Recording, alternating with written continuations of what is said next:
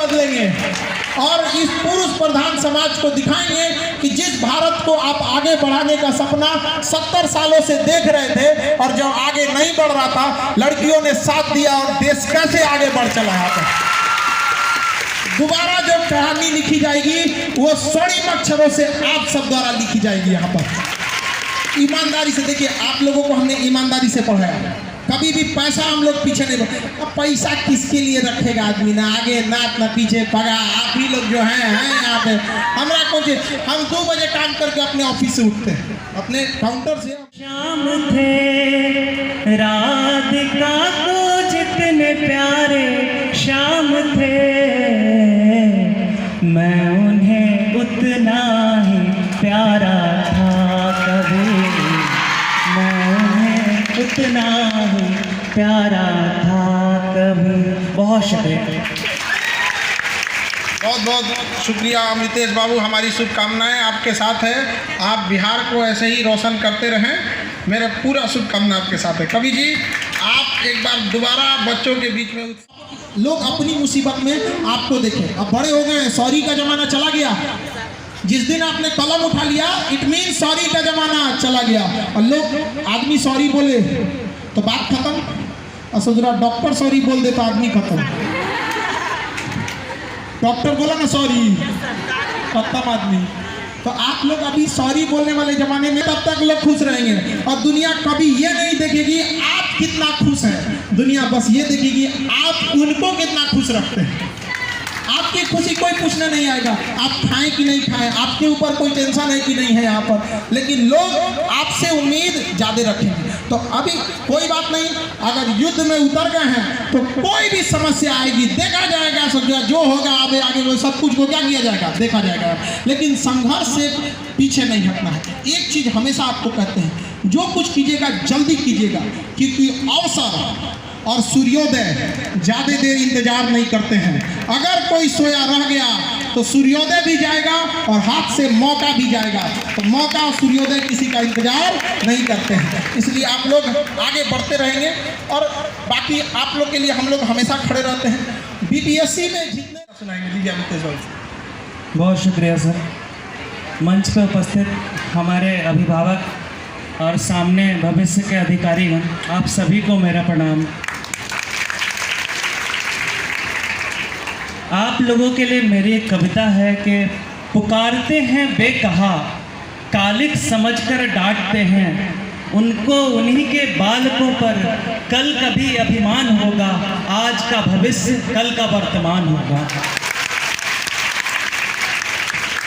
आज उनकी नज़रों में वो एक गधे से कम नहीं, आज उनकी नज़रों में वो एक गधे से कम नहीं, कल वही इस देश की गद्दी का सुल्तान होगा, आज का भविष्य कल का वर्तमान होगा। उस गहराई तक उतरना होगा जो बाकी लोग नहीं जा पाते, वास्तविकता को छू देने वाली कविताएं लिखते हैं। तो कहा जाता है कि अच्छा इंसान और अच्छी किताब जल्दी समझ में नहीं आती है, समझने के लिए तब थोड़ा सा तपना पड़ता है। तो सर अपने पंक्तियों से, कविता मेरे उन कष्ट के दिनों की है और इसलिए मैं आप लोगों से उसी अपने कष्ट और संघर्ष के दिनों के से जुड़ाव मानते हुए रखना चाहूँगा कि जितने भी विद्यार्थी हैं, कई बार ऐसे टफ टाइम आएंगे जब आपको निराशा आएगी करते कि गड़बड़ी हो, तो फिर हम कष्ट को ही अपना एक कष्ट से दूसरे कष्ट में झेलते हैं। जैसे हम गोल्फ खेलते हैं तो कई बार ऐसा गोल्फ में होता है कि उसमें एक कॉन्सेप्ट होता है बंकर का, कि आपकी बॉल बंकर में गई, उससे निकाला फिर दूसरे बंकर में गई, तो बहुत सारे लोग डिमोटिवेट हो जाते हैं, लेकिन मैं नहीं होता। उस दिन मैं और एंजॉय करता हूँ कि चलो आज ख़राब पे ख़राब ही हो रहा है। स्टूडेंट लाइफ में हमें कोई आराम की ज़रूरत नहीं है, पसीना आने दो, वही हमारा श्रृंगार है। मैंने स्वेद को श्रृंगार माना, छाँव का ना ठाव खोजा। जिस रूम में रहते हैं चाहे जितनी गर्मी हो, पंखा नहीं है, कोई बात नहीं। मैंने कष्ट को सुखसार माना, मैंने कष्ट को सुखसार माना, सुख का ना फिर गांव खोजा। कई बार कष्ट हमें चीज़ को अच्छा दिलाते हैं, कई बार भूख हमारा खाना टेस्टी कर देती है, कई बार नमक डालने से हमारी जामुन जो बासी और मीठी हो जाती है, तरबूज मीठा हो जाता है अगर उसमें उल्टा नमक डालते हैं। कष्ट हमारे जीवन के हमारे टेस्ट को बढ़ा देते हैं। मैंने कष्ट को सुख सार माना। इसके भाव को समझिए, शब्दों पे नहीं, कि जितना आप कष्ट झेल रहे हैं वही आपको बाद में चीज़ों को एंजॉय करने में सहायक बनाएगा, टेस्ट बड्स डेवलप करेगा। मैंने स्वेद को श्रृंगार माना, छाँव का ना ठाव खोजा। मैंने कष्ट को ही सुख सार माना, सुख का ना फिर गांव खोजा। और इसकी ही बदौलत जबकि बादल फट पड़े थे, और इसकी ही बदौलत जबकि बादल फट पड़े थे, बाजुओं ने जोर मारा ना कि नाविक नाव खोजा। बाजुओं ने जोर मारा ना कि नाविक नाव खोजा। डर ने हमको था सताया, डर ने हमको था सताया इस कदर कि मर गया डर। जब कष्ट आए तो देखिएगा कि जाएगा कहाँ तक। एक सीमा के बाद अगर हिम्मत रखेंगे तो कष्ट भी मर जाएगा। डर ने हमको था सताया इस कदर कि मर गया डर। अब तो बस नाजुक खिलौने लगते हैं ये तेगो खंजर। जबकि दुश्मन था मुकाबिल, हमने ना कोई ढाल ढूंढी। था मुकाबिल जबकि दुश्मन, हमने ना कोई ढाल ढूंढी। कर कलेजा और पत्थर छातियों पर घाव खोजा, सुख का ना कोई गाँव खोजा। धन्यवाद। और बहुत कम उम्र में लड़कों को एनडीए में सिलेक्शन दिलाए हैं। बहुत बहुत धन्यवाद सर आपको। मैथ एक ऐसा सब्जेक्ट जो भी एनडीए का काफ़ी टफ होता है। हमारे प्रियांशु सर इंग्लिश के लिए आप सब लोग वाकिफ हैं। जैसा कि आप जानते थे इंग्लिश एक काफ़ी चैलेंजिंग सब्जेक्ट रहता था बच्चों के लिए, लेकिन उसको हंसी खेल कहानी बना के कैसे किए, उसके लिए भी सर प्रियांशु सर को भी धन्यवाद। और हमारे इनसे तो आप भली भांति परिचित हैं। रात को 8 से 9 क्लास कौन लगाता है सर? सर रीजनिंग का क्लास रात में 8 से 9 लगा देते हैं, क्योंकि सर का फैमिली है, छोटी बच्ची है, और दूसरा घर में गृह मंत्रालय का आदेश भी क्यों सर? इतना तो कैपेसिटी नहीं है वहाँ पर। एक बार दिल्ली आप लोग पहुँच जाएंगे ना, हिल जाएगा दिल्ली।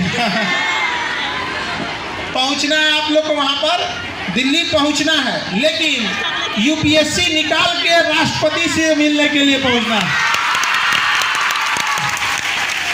और वहाँ क्या होगा ये अनुभव देने के लिए यहाँ एक से एक धुरंधर लोग बैठे हुए हैं। लोग आपको कहीं पे कोई दिक्कत नहीं आएगा। प्लीज पहले जो ऑफिस में लड़की हैं लोग, उन लोग को पहले आप घर तक छोड़िए। कितने लोग हैं यहाँ पे?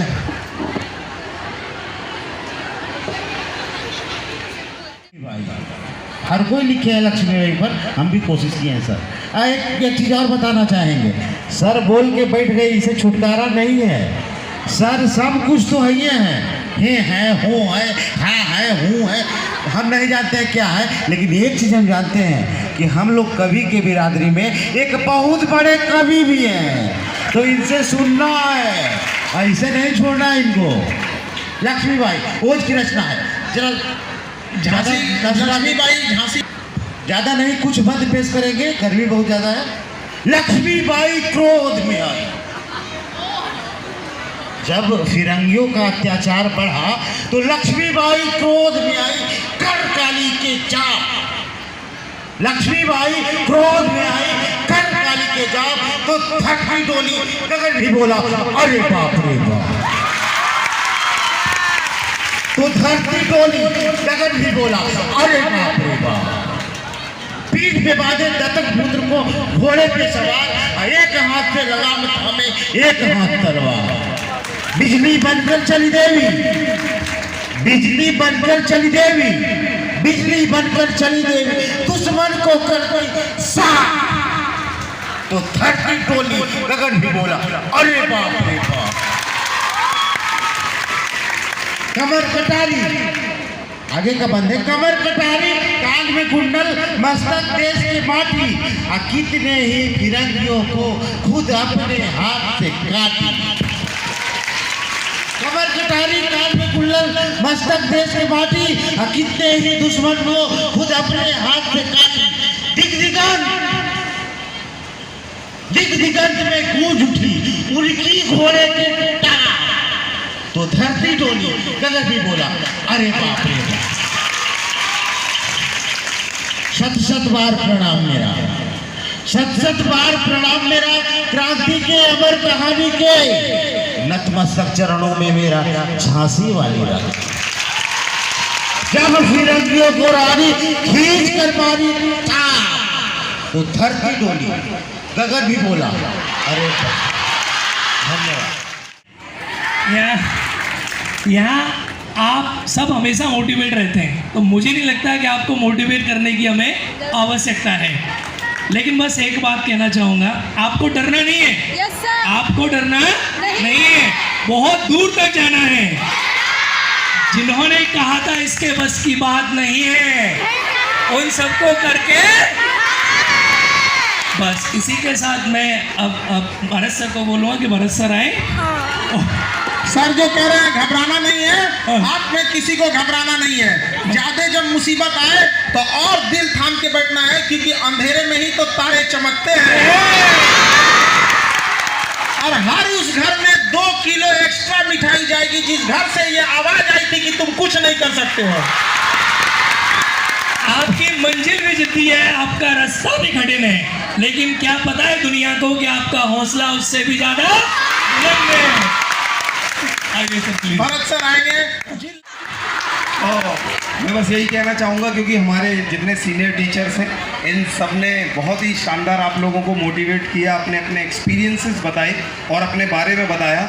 मैं बस ये कहना चाहूँगा कि यदि आप इस जो विशाल मंजिल है जिसको आपको पार करना है, जो आपका लक्ष्य है, आप एक बड़े अधिकारी बनना चाहते हैं और आपके सामने रोल मॉडल्स बैठे हुए हैं, तो दोस्तों कल आप कुछ आज ऐसा करो कि कल यहाँ तक आप आके बैठो और यहाँ से यहाँ तक का रास्ता बहुत सीधा है। खान सर ने इतना बढ़िया समस्याओं को झेलने के लिए तैयार रहिए। आप समस्याओं से भागिए मत, आपको समस्याएं फेस करनी पड़ेंगी, आप फेस करिए और उससे आगे बढ़िए। समस्या हमारे हर जीवन में हर पल है। आपकी धरती बुद्ध की धरती है और यहाँ पर भगवान बुद्ध जब उनको ज्ञान मिला तो वो एकदम मौन हो गए। अभी आप मौन हो जाइए, जब तक सफलता न मिले तब तक ज़्यादा बोलिए मत, अपनी ऊर्जा को अंदर करिए और जब तक आप अपनी ऊर्जा को अंदर नहीं उतारेंगे तब तक सफलता मिलना कठिन है। अपने भीतर उतरना पड़ेगा, आपको अंदर उतर के तैयारी करना पड़ेगा और सफलता के लिए आगे बढ़ें। आप सबका बहुत धन्यवाद, बहुत मोटिवेटेड हैं आप लोग, बहुत अच्छा लग रहा है और मुझे उम्मीद है कि आप में से बहुत सारे लोग बहुत बेहतर रिजल्ट देंगे। धन्यवाद। तो बिल्कुल आप लोग सफल होंगे। थोड़ा आप लोग धैर्य बनाए रखिए, थोड़ा बच्चों के प्रति आप लोग को पता है कि हम लड़का सबको कितना मानते हैं। क्लास में पूरा लड़की है सब, फिर भी बोल रहे हैं कि हम लड़का सबको कितना मानते हैं। हो सकता है यही वर्ष 23 या 24 आपके जीवन के लिए ये हो जाए कि आप पहली बार में ही सफलता को सिरोधार्य कर लो। और तीसरा काम जरूर करना, जैसे जो मन में विचार आया के सागर बाबूजी लागे ले चांद, माई तहर ने के सागर बाबूजी लागे ले चांद, तू घर के जान हो देश के शान हो, देश के शान हो बिहार के जान हो। बाबूजी लागस नेह के सागर, माई लागे चांद, तू खान सर के जान हो देश के शान हो। पीछे जो लड़की खड़ी है लोग ना, जहां पंखा में बाल सटेगा जान निकल जाएगा। फिर सर कहेंगे कि मेरी जान थी, फिर बार बार कहेंगे थी।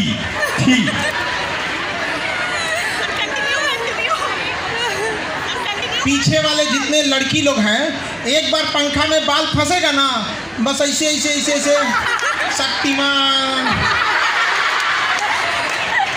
तो आप लोग ऑलरेडी बहुत मोटिवेटेड हैं हम लोग आपके मोटिवेशन से ही उस ऊर्जा और मैग्नेट को खींच के यहाँ आते हैं। मैं पहले 4 साल में बिहार में एक बार आता था, अब 2 महीना में 4 बार आ चुका हूँ। तो ये हमारी उपस्थिति, हमारा जो भी अनुभव है, ये आपके उस त्याग को, उस बलिदान को और विपरीत परिस्थितियों में जो आप लोग जूझ रहे हैं और हौसला नहीं छोड़ रहे हैं, बस उसको समर्पित है। बहुत बहुत आशीर्वाद, धन्यवाद और आभार।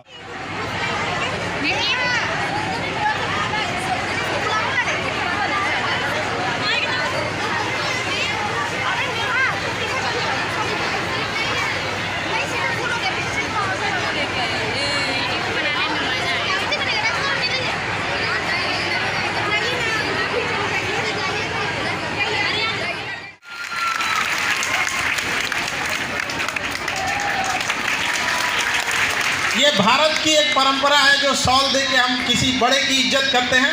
आपका तहे दिल से धन्यवाद जो आप यहाँ आए, बच्चों को मार्गदर्शन दिए, वरना इतना बस का नहीं था कि जो दिल्ली जाते ये गरीब के बच्चे, इनको साबित कर दिया गया कि आज भी भारत को विश्व गुरु क्यों कहा जाता था, कि जब भी विद्यार्थियों को जरूरत पड़ेगा तो गुरु ने अपनी सीमा नहीं देखी, जहाँ तक जरूरत लगा वहाँ तक बच्चों की सेवा की। धन्यवाद सर। धर्मेंद्र सर।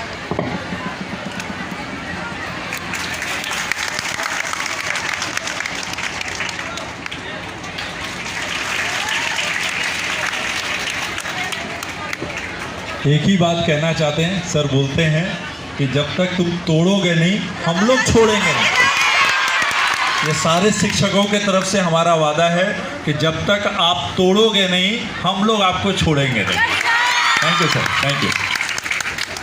प्रतीक सर।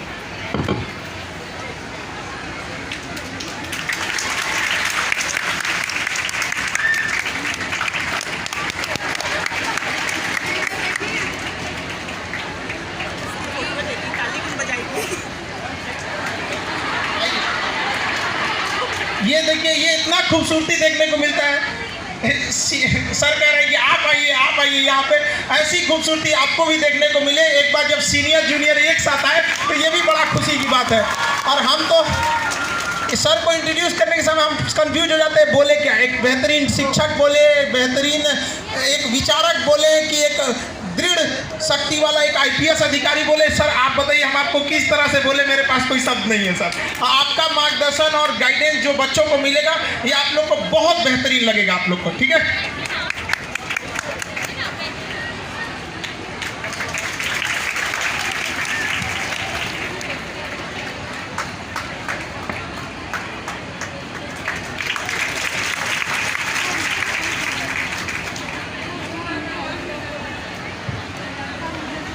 हमारे DIG सर, हमेशा से सर हम लोग विद्यार्थियों के लिए खड़े रहते हैं। सर आपका बहुत बहुत धन्यवाद सर।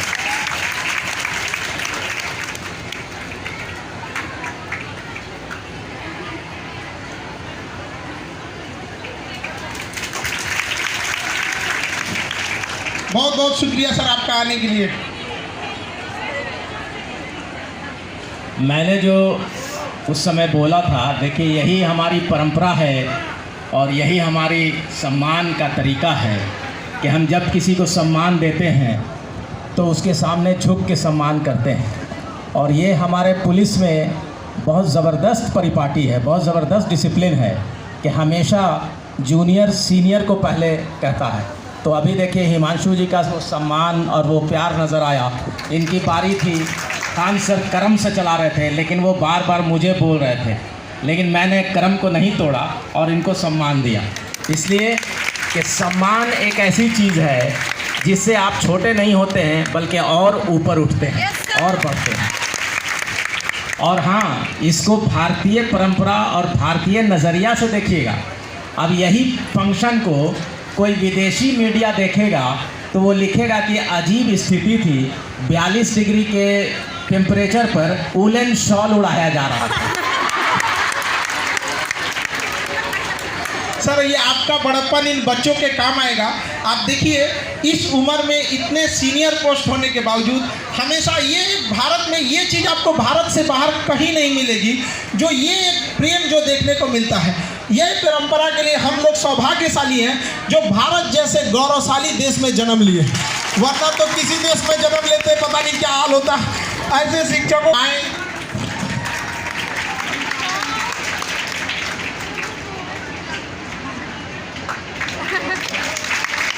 दूरदर्शन के डायरेक्टर साहब आज भी अपनी परंपराओं को बना के रखे।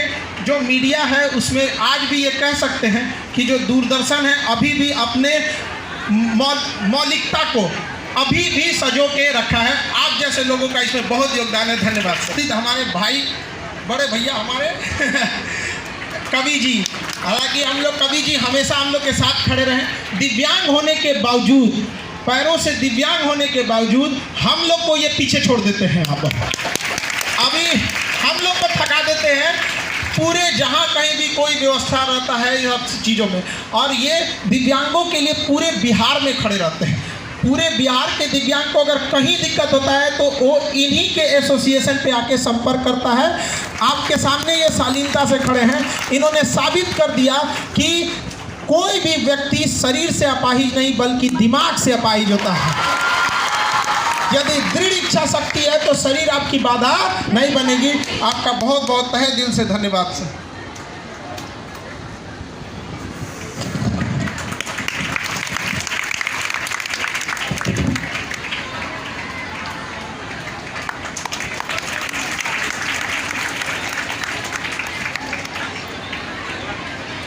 हमारे करण सर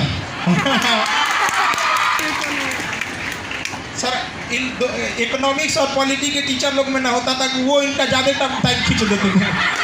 4 घंटा के टाइम में ना इकोनॉमिक्स वाले सर 3 घंटा अपने ले लेते थे। अभी आके हमसे कहते मेरा वो टाइम नहीं ले लिया गया। हम क्या कहते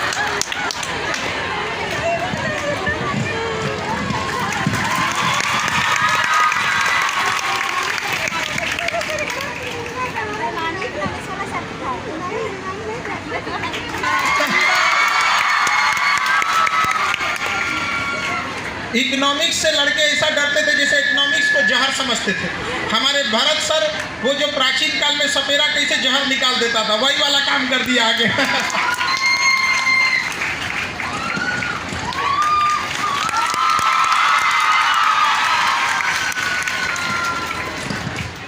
भी उसी संबंधित करना। जब यहाँ पढ़ाई करो तो रूम पे जम के पढ़ो। ध्यान रखना आप 4 बजे प्रोग्राम का, और 1 से 2 साल में आपका जीवन शेप लेना शुरू कर देगा। अगर आपने ठीक से पढ़ लिया, कर्म अच्छे से कर लिया, तो आपके जीवन की गुणवत्ता बढ़ जाएगी। आपकी काम करना पड़ गया। अच्छा, सर लोग को दिल्ली से लगता था कि दिल्ली ही सब कुछ है। हाँ आप देखिए सर, पटना बदल गया है। क्यों सर भरत सर, पटना बदल गया कि नहीं बदल गया? अब पूरी तरह से सिस्टम से थोड़ा सा बैठिए आप लोग, थोड़ा देर बैठिए, ज़्यादा नहीं।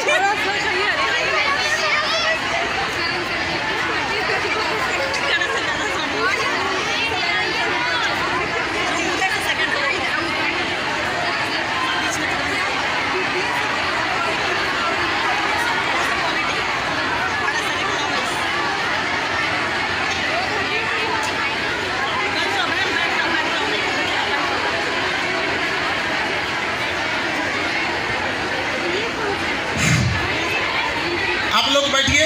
देखिए, जब हम लोग बीपीएससी शुरू किए थे तो सबसे पहले हम लोग में जब बीपीएससी स्टार्ट हुई थी अंधकार छाया हुआ था। तो उस समय आप लोग को जब लिखना नहीं आता था तो धर्मेंद्र सर थे जो आके आपको लिखना सिखाए थे। तारा था कभी एक दुलारी का दुलारा था कभी, एक दुलारी का दुलारा था